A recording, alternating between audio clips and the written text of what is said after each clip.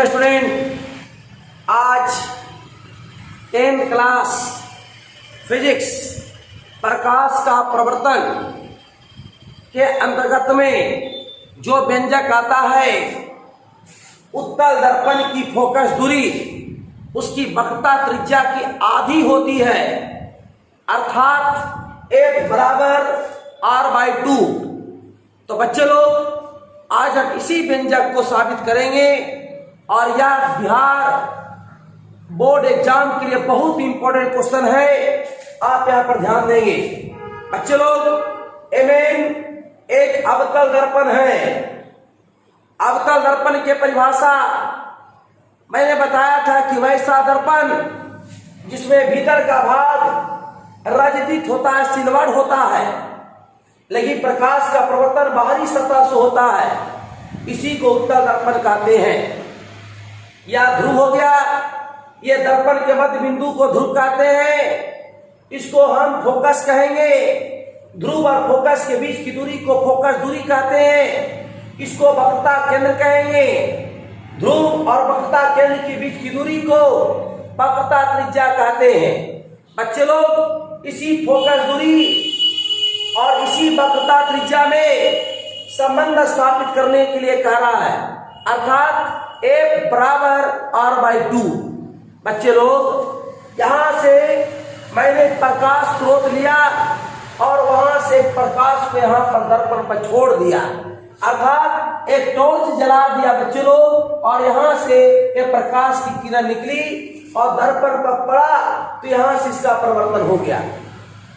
ऐसा तो नहीं कि प्रकाश की किरण आ रही है तो दर्पण में घुस जाएगी, नहीं, ये दर्पण है बच्चे लोग। दर्पण पारदर्शी नहीं होता, या पारदर्शी होता है, इससे होकर प्रकाश नहीं गुजर सकता है, बल्कि ये दर्पण प्रकाश का प्रवर्तन कर सकता है।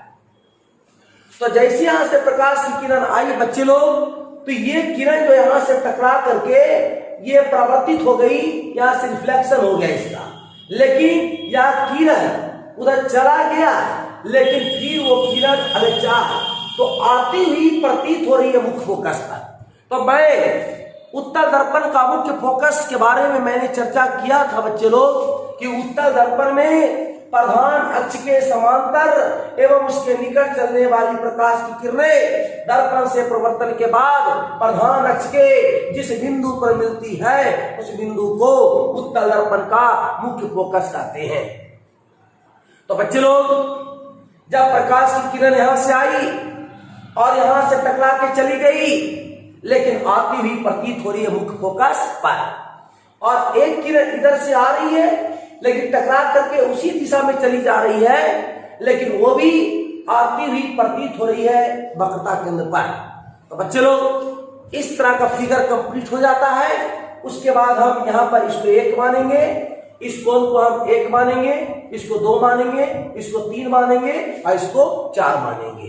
तो अब हम साबित करेंगे बच्चे लोग, लेकिन फिगर बनाने के बाद एक स्टेटमेंट लिखना पड़ता है जो मैं मौखिक बोल रहा हूं, आप उसको लिख लीजिएगा। लिखेंगे कि माना कि Mn एक उत्तल दर्पण है जिसमें प्रधान अक्ष के समांतर एवं उसके निकट चलने वाली प्रकाश की किरणें AB, चलने वाली प्रकाश की किरणें AB दर्पण से प्रवर्तन के बाद मुख्य फोकस पर आती प्रतीत होती है। पुनः माना कि इस दर्पण की फोकस दूरी F कैपिटल F तथा वक्रता त्रिज्या R है, कैपिटल R मान लेंगे, है ना बच्चे लोग। तो अब यहां पर क्या करेंगे वो ध्यान दीजिए। सबसे पहले यहां पर लिखेंगे बच्चे लोग प्रकाश के परावर्तन के नियम से। सबसे पहला रूल बच्चे लोग गौर से देखना, प्रकाश के प्रवर्तन के नियम से।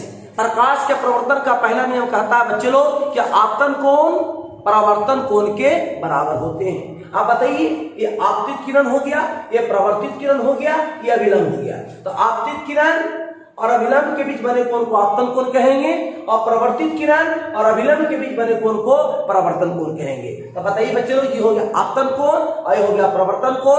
आपतन कोण प्रवर्तन कोण के बराबर होता है, तो लिख सकते हैं कोण 1 बराबर कोण 2। तो हम लिखेंगे एंगल 1 बराबर एंगल 2 और इसको मान लेंगे बच्चे लोग समीकरण फर्स्ट। अब देखिए बच्चे लोग कि ई रेखा और ये रेखा समझ लीजिए बढ़िया से, ए रेखा और ए रेखा दोनों यहां पर प्रतिच्छेद कर रही है।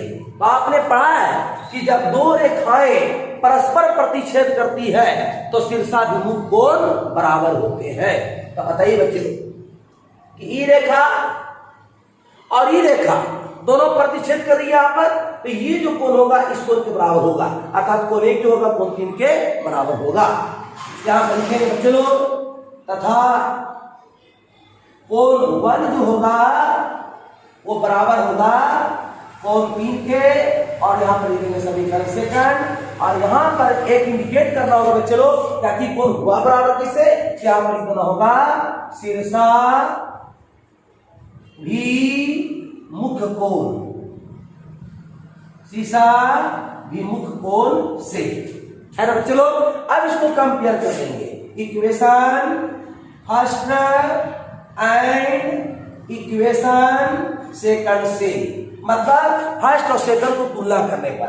अब बताइए ना बच्चे लोग, इक्वेशन फर्स्ट में कोण 1 है और इक्वेशन सेकंड में भी कोण 1 है, तो तुलना कर देंगे तो कोण 1 से कोण 1 क्या हो गया, खत्म हो गया, तो बचिया कोण 2 बराबर कोण 3 बच गया। तो आप लिख देंगे कोण 2 जो होगा वो बराबर होगा कोण 3 के। ठीक है बच्चे लोग, अब इसको हम मान लेंगे समीकरण 8। अब देखिए क्या करना है, अब ये भी जो है वह पीसी के समांतर है।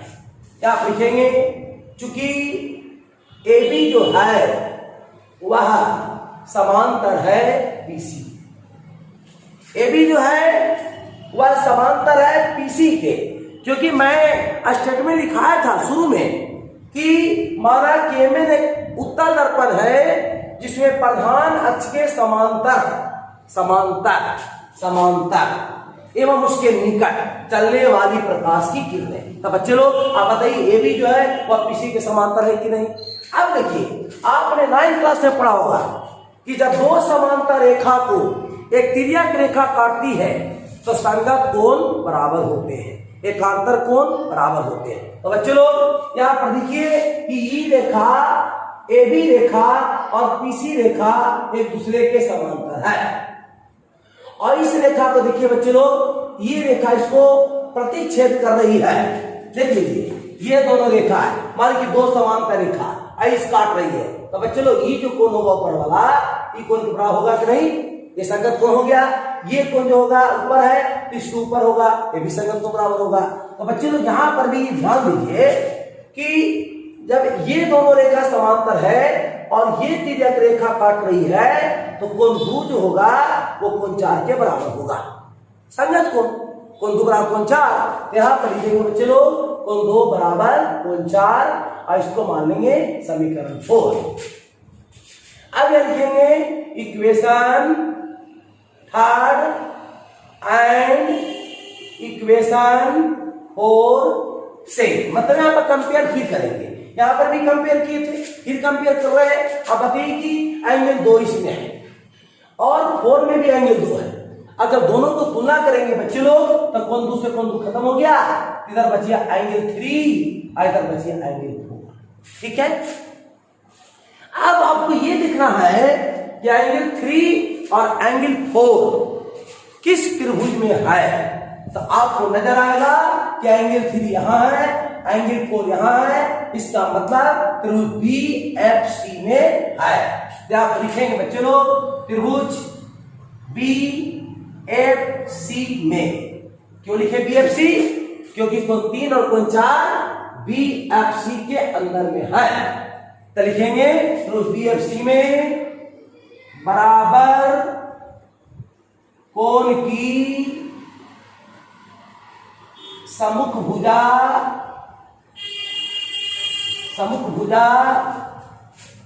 समान होते हैं, समभुजा समान होते हैं। तो बच्चे लोग यहां पर देखिए कोण 3, तो कोण 3 यहां पर है। तो इस त्रिभुज में आप गौर से देखिए कि कोण 3 के सामने वाली भुजा कोण है FC। तो कोण 3 के सामने वाली भुजा हो गया FC, है ना बच्चे लोग। और बराबर कोण 4 है, तो कोण 4 यह है। तो इस तरह देखा जाए कि कोण 4 के सामने वाली भुजा है वह BF है, BF। बोलिए कोई दिक्कत? फिर समझ लीजिए कोण 3, तो कोण 3 के समूह भुजा हो गया FC। कोण 4 है तो कोण 4 के सामने वाली भुजा हो जाएगा, वो हो जाएगा BF। तो बच्चे लोग अब इसको मानेंगे समीकरण 5, है ना। अब यहां पर लिखना होगा कि चूंकि किरण AB कॉमा PC के निकटतम है, PC के निकटतम है। क्या लिखे बच्चे लोग? चूंकि किरण AB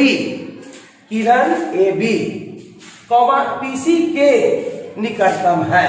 तो मैंने शुरू में लिखाया था कि मानव केमेन एक उत्तल दर्पण है जिसमें प्रधान अक्ष के समांतर एवं उसके निकट चलने वाली प्रकाश में तो निकट हो गया। तो यहां पर लिखते हैं कि चूंकि किरण AB जो है वह PC के निकटतम है। तो जब निकटतम हो गया बच्चे लोग, जब E इसके निकटतम हो गया तो BF जो होगा वह PF के बराबर हो जाएगा। इसीलिए BF जो होगा बच्चे लोग वह बराबर हो जाएगा PF के, और इसको मानेंगे समीकरण 6। बताइए अब बताइए ना बच्चे लोग, ये किरण जब यहां से आ रही है टकरा के चली गई और फिर एक किरण यहां आ रही है कि नहीं। तो ये किरण जब इस तरह से आई और ये थोड़ा सा और डाउन होगा तो फिर यहां से आएगी, और ये किरण नीचे आएगी तो फिर यहां से आएगी, एक किरण और नीचे आएगी तो यहां से आएगी। जब ये किरण जब इस पर चलाएगा, मतलब AB किरण अगर इस किरण पर अध्यारोपित हो जाएगा बच्चे लोग, तो BF बन जाएगा PF। BF जो है वह PF पर चलाएगा, इसलिए निकटतम के स्थिति में BF जो होगा वह PF के बराबर होगा। तो यहां पर हो गया समीकरण 6। अब बच्चे लोग क्या करेंगे, इसको हम साफ करते हैं।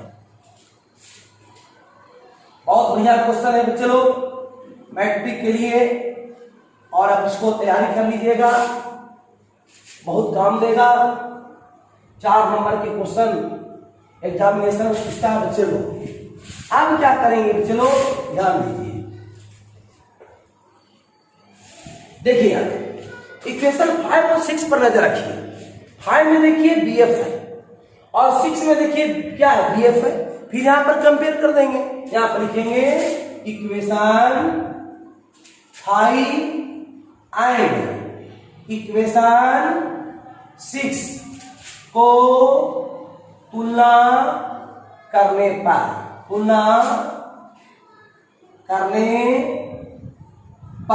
जब तुलना कर देंगे बच्चे लोग, तब BF से BF क्या हो गया, खत्म। BF से BF खत्म। जैसे मेरे पास भी 10 रुपया, आपके पास भी 10 रुपया, जब कहेंगे तुलना करेंगे तो 10 से 10 खत्म, हम लोग दोनों बराबर हो जाएंगे। तो उसी प्रकार से बच्चे लोग इसमें भी BF है, इसे BF है, तो कंपेयर करें तो BF से BF क्या हो गया, खत्म हो गया। और इधर बच गया FC और इधर बच गया PF। समझा गया? BF से BF खत्म हो गया, इधर बच गया FC, इसमें बचेगा PF।